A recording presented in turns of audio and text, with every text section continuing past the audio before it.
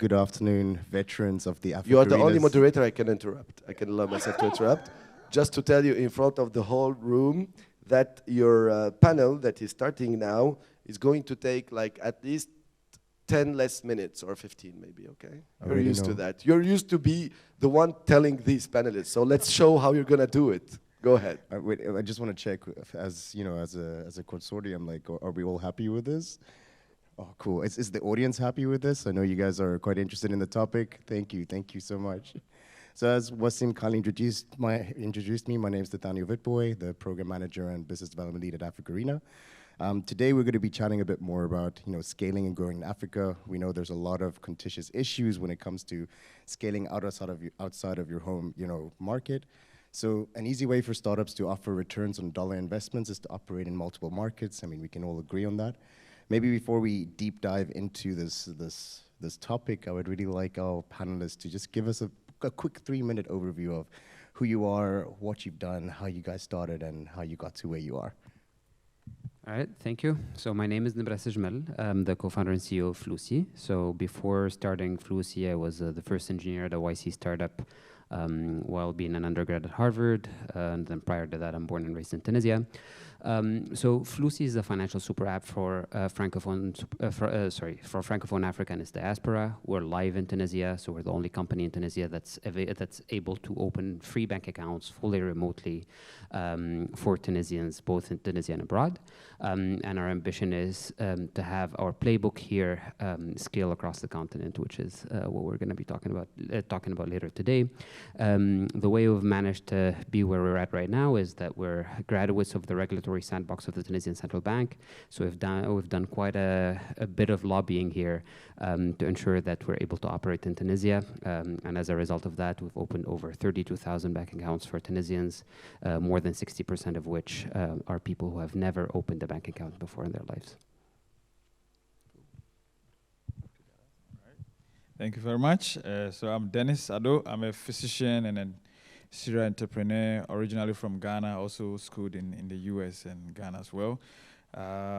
My startup is called Wala Digital Health. We build software to try and connect hospitals, try and connect blood banks, try and connect donors. So think about Wala sitting in the middle as a platform where everybody plugs into and connect to, including the likes of Zipline and other drone companies all working together.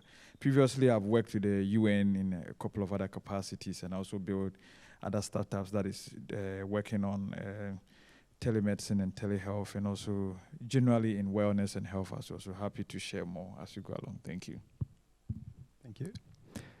Mohamed Ali Abid, I'm the CTO and co-founder of Cumulus.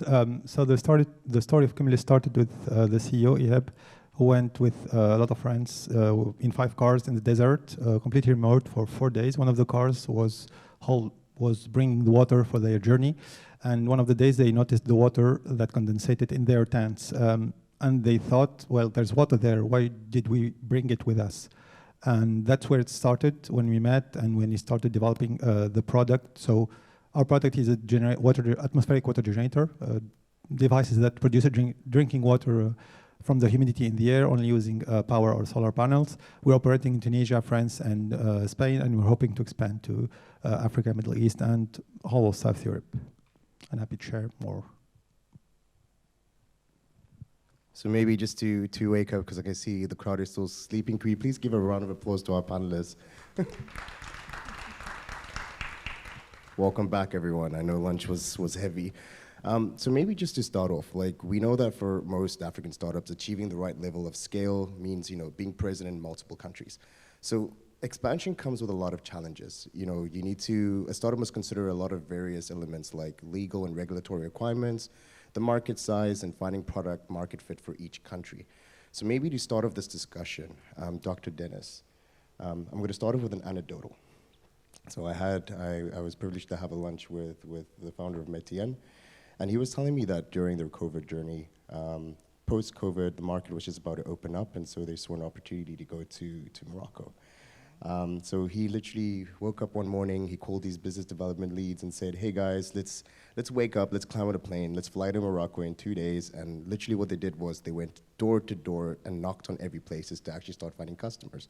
I mean, clearly they haven't done any of the, the legal framework, building a domicile, getting set up there, but they actually went out to go test the market. So maybe from your side, I'm quite curious to find out a bit more about some of the challenges you've potentially faced within the regulatory space from scaling outside of your jurisdiction. No, thank you so much. You're absolutely right. I keep saying entrepreneurs are always 2 steps ahead of the regulators. So we sort of challenge the status quo. We go into these markets, start knocking on doors, like you're saying, and then there are formalized things. Sometimes we even actually had to contact the regulator. An example is when I remember when we were building our telemedicine application, there was no regulation even at that time in Ghana about telehealth, telemedicines. And so the question is, who do we contact? Do we contact the Ministry of Health? Do we contact the regulator of hospitals and all that? So I think eventually what we did was basically to sort of get traction and validation, get people to use our application. Then we got a regulator involved. The same when we're working on this blood space as well. It's challenging. I know for instance, we went to a country like Gambia and they didn't know whether to classify us as a software company or whether as a blood bank and all that. So eventually, again, working with the authorities and making sure that they really understand the product that we are bringing to market. And another important point is about partnerships as well. I know we'll come to that, but I think you can't do it alone. So like forums like this, you meet people from other countries, you start talking to them. And then when you are about to enter those countries, they will be critical because they know the local environment, the local context more than yourself, and they could open doors for you to talk to 1 or 2 people. So I think it's very important that we keep innovating and always being 1 step ahead of the regulators. Eventually they'll catch up, but you always have to start, yes. Thank you so much. Maybe if I can turn the mic to Flusy. I mean, we know that there was a couple of months ago, where Flutterwave was part of a panel discussion. So, I mean, for them, their scaling journey was based on creating a playbook, of a business development playbook. So I'm quite interesting, based that you're in the financial sector within Tunisia. I'm quite interested to find out, like, what's some of your pain points for regulatory? Yeah, I mean, when it comes to talking to regulators, I think, the 2 probably most complicated sectors are always fintech and healthcare. In our case, the first thing that we've done is talk to the regulator when we came here. Before building the product, before doing anything, was talk to the government, talk to the central bank, and so on. I think, the second thing, of course, once you have that, that's when you actually gonna start testing for, let's say, what usually is defined as product market fit, because you can't really test for product market fit if what you're doing is seen as illegal in the first place. At least not in countries in which kind of any sort of breaking, or like what can be perceived as breaking of the banking monopoly, can be seen as criminal to some extent. So the first step is getting the regulatory license. So that's actually what we've been trying to do outside of Tunisia as well, which is start by talking to regulators and start by talking to local financial institutions that could be our partner banks or could be our partner institutions in those countries. And once you have secured that, that's when you can allow yourself to kind of think about product market fit and think about how is it that you're gonna get the customer, whether or not what you've done in one country can translate one-to-one to some other country, or whether or not there are some minute differences that you might have to do. So in Tunisia, we're using it really as a test lab because it's a relatively small market, right? It's 10 million people. The rest of Francophone Africa is 140 million people. So we are operating on the assumption that most of what we're gonna do here is gonna be able to scale. Most of what we're gonna do here, Tunisians are, let's say, humans in the same way that everybody else is a human. Which is something that a lot of regulators actually seem to fail to understand, surprisingly. But then, having that playbook is always dependent on what level of regulatory oversight you might get, what level of regulatory permissions you might get, and then there's going to be a country-by-country challenge into adapting what you've built here and seeing whether or not that actually maps to the level of permissions that you've managed to achieve in the target country that you go to. So if regulators isn't the height of the problem, I mean, you have other problems as well. To further go deeper into the issue of scaling, I feel like besides product market fit, you also have the competitor landscape. So maybe for Cumulus, Mohammed Ali, I would love to ask you, what's your customer acquisition strategy like going forward into actually scaling into other markets? And considering some of the competitor landscapes in other markets, like what are mitigation factors that you might have for that? Thank you. It's a good question, actually. What we started to do 3 years ago, we tried to look into the big players in the market in the world. How did they scale? And basically, they were like any other industrial competitor, which is scaling up production capacity, going bigger, and then reducing cost and just selling the product, which was not the thing that we wanted to do. Because what we are offering like technology is definitely a cost that is not reachable for the big market. So we wanted to do it another way, like for example, the internet boxes. What they did, what made them grow internet available for everyone is there's no, you don't buy it, you just have you pay a monthly fee to use it. So our strategy is starting to prove that our technology works and works in different areas, so that we could find someone who could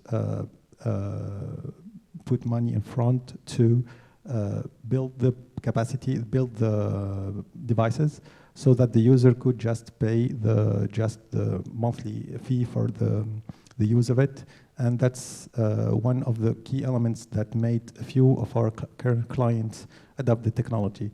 And just to get back a little bit, 2 years ago when we started talking with people about the water and what do they use for drinking water, none of them even imagined drinking water that comes from condensation, which is starting to slowly change recently with more and more people using our technology. In Tunisia, at least, I think it will be probably the same in Africa, but in the rest of Africa and in South Europe. But with the coming years and less and less water available, and more stress, more heat coming, I think this kind of technology will become more mainstream in the coming few years. And then maybe just to continue on that, I mean, besides the competitor landscape, and I'm quite curious to also find out, and I feel like this is a question which is obviously quite agnostic, it changes per industry, but for your company, or for like, I want to know, when do you feel is the right time to scale? When do you know you're actually ready to move into another market, or you're ready to dominate in another market? It's a hard question. There's no right time. I mean, it's for the water market at least, like for financial market, for example, each country has its own regulations, and probably depending on the easiness of going through these regulations and the easiness to have a local partner in that area, and the easiness to bring the hardware there and to bring it to the customer there, it depends on all of these will depend our willingness to go into that market or not. But do you have an example of a market that you guys, maybe an example of when you guys actually came to the conclusion of wanting to scale into that market? Actually, I can give you 2 examples. I mean, the comparison between 2 countries which are really close to each other, which are France and Spain. In France, the regulation imposes an authorization to sell these kind of products because, I mean, in France or anywhere in the world, it's not the kind of product that is known. So it's considered an innovation. And for that, since it brings drinking water, it has to go through a special study case where we have to prepare a lot of papers, and the process could take between 12 to 18 months at least to have the authorization. In Spain, for example, on the contrary, there's no such authorization required. That's why we have two of our main competitors there. who already been there for a few years now, operating for a few years now. And I think that's because in Spain they have more need for drinking water than in France. They have more issues with drinking water than in France. So maybe the circumstances make the regulatory more faster, move faster or slower depending on the need of the market. Thank you so much. Maybe Dr. Dennis. Maybe just to add a few perspectives. So I think I like the point about having product market fit. I think it's extremely important at the beginning that if you build a product that is scalable, right? So the question is it a problem that is just limited to your country, or is it a problem that is a worldwide problem that needs solving? And then are people willing to pay for this product? And I think once you, because if you find product market fit early, the rest is easy because it's the same problem that you're solving country by country. And then the rest becomes more, how do you tell your story? And I remember in Rwanda, we talking to a few people and it was like, oh, I've heard about your product. You understand? So once you find that one is you're going, the key is to spend a lot of time to tell those stories because people would want to use these products in those countries based on the reviews and based on what others are saying. So if the product is in Tunisia, what are people in Tunisia saying about the product? You understand? Because they always want to come back for that reference. So make sure it's a product that people want, and I think also make sure you tell your story, and then make sure it's all over and people can find you wherever they are. Yes, sure. Thank you so much, Dr. Dennis. So maybe I want to go back to Flussi. I mean, they've spoken a bit more about their expansion plans, and I know yours might be a little trickier in order to like actually scale. So what are some of the mitigation factors that are actually maybe mitigating some other markets from actually hosting your technology? Or I'm quite keen to find out more. Yeah, so the question is, what would stop a particular regulator, for example, from allowing us in? Well, so one thing that we've noticed actually across different markets is that fintech is becoming more and more nationalistic. It's becoming more of like, some people or some regulators see it more of like a national security type situation. So we know, for example, of players who had tried to do eKYC in Egypt and they weren't necessarily successful as doing so. That's one sort of resistance that we might find. And then the other one is that, of course, there is the need to protect, the current banking sector there, who is currently providing a lot of the services that we're trying to do. And I think our strategy has been to we're not seeking our own licenses, for example. What we're seeking is always to find the right set of partner institutions so that they can take care of the licensing. And on top of which we can, kind of build a set of APIs that we ourselves can consume and then distribute to the clients. So in a sense, instead by changing the model from B2C to B2B2C in a sense, and having other players, that's kind of how we're trying to appeal, to make sure that the regulators kind of see what we're trying to do with the best of intentions and with the right light. The other thing is, I think we've managed to establish really good relationships with the Tunisian regulator. So in a way, we are hoping for them to vouch for us, at least with the regulators upon which they share some common frameworks, like other regulators in the Maghreb countries or other regulators in Francophone Africa, in which the relationship between the central banks is actually very, very tight, because there's a lot of trade going on. They share the same partner, they share the same geopolitical space. So a lot of what we're doing is making sure that we pick the country, A, where there is the most need, B, where there is the most access, and C, where we have the right partner institutions that we can work with that are open to bringing what we, the value that we add to their own respective markets. And of course, they do that through a revenue sharing deal and so in a sense, we have to make it profitable for them as well, not just profitable for us. So that makes the design a lot trickier, like the design of the business model, kind of what each party or each stakeholder gets, it becomes a lot trickier.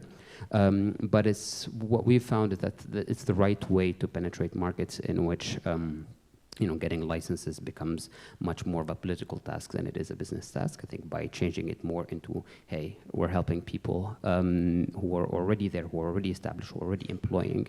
We're helping them by providing both technology and distribution, but they keep the licenses. I think that has been our approach, and so far we are seeing early signs of that working, and hopefully if it works out really well, then we'll manage to scale. But of course, as any entrepreneur knows, you always need to be ready to kind of like get slapped in the face, and then just kind of turn the other cheek and figure out some other way to kind of enter. So I think the good thing is that we still have that energy going on, and therefore we're ready to change the strategy. But so far, at least when it comes to, for example, our immediate next step, which is working on the Tunisian diaspora in Europe, that seems to be working out really well. Thank you so much. So to what seems kind instructions, I'm going to move over the panel into some Q&A. So I don't know if there's any questions from the audience for our amazing panelists. Any takers? Any brave soul or veteran out there who would like to find out more about scaling, or any startups who are early stage and want to kind of find a way to go forward? Ah, sweet. I'll come to you.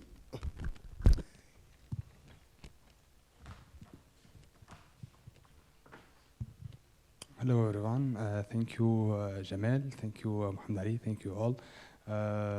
As you know, as every entrepreneur, we face daily many challenges. So could you just advise us how to evade these challenges and how to face them at the right way, and how to really scale your startup, especially in the let's say early stage?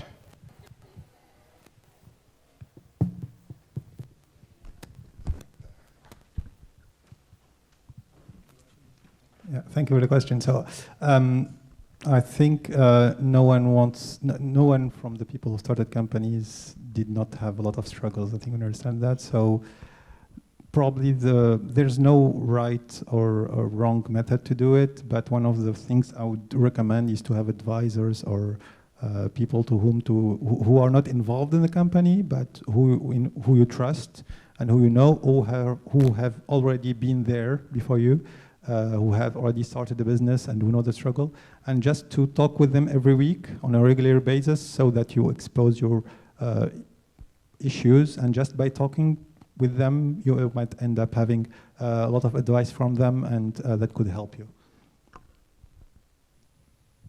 Maybe just add one or two. One is you have to be very persistent. I mean, nobody will give you free lunch, so you have to keep knocking at the doors. And number two is to be as lean as possible. I mean, I know a lot of investors here know that, but I think fundraising is becoming a bit hard to do. So I think you need to be a bit lean and bootstrap, and then put all your energy and resources at the beginning as much as possible.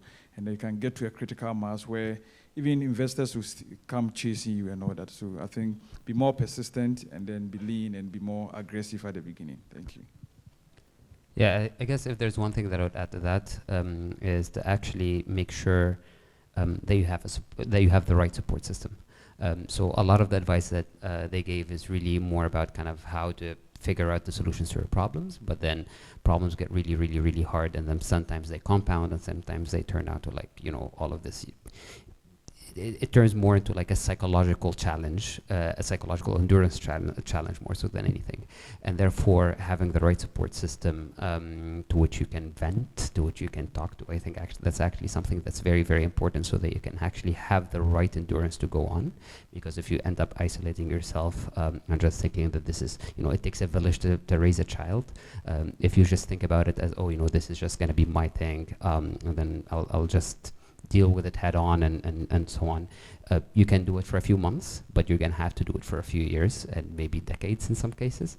And therefore, making sure that you're surrounded, you're very, you know, you have the right support system is very important as an investment on the long run. There's time for one last question. Ah, there we go. Mr. Saifuddin.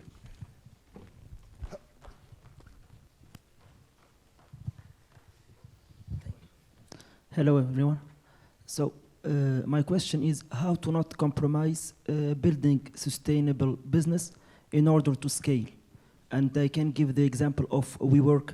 They were all over to scale. They put a lot of money, raised billions, and they did not focus on building a sustainable business and focusing on the road to profitability. Well, thank you very much. First of all, I think in all humility, I'm not necessarily the right person to tell you how to spend the billions of dollars that you have raised, since I haven't raised those yet.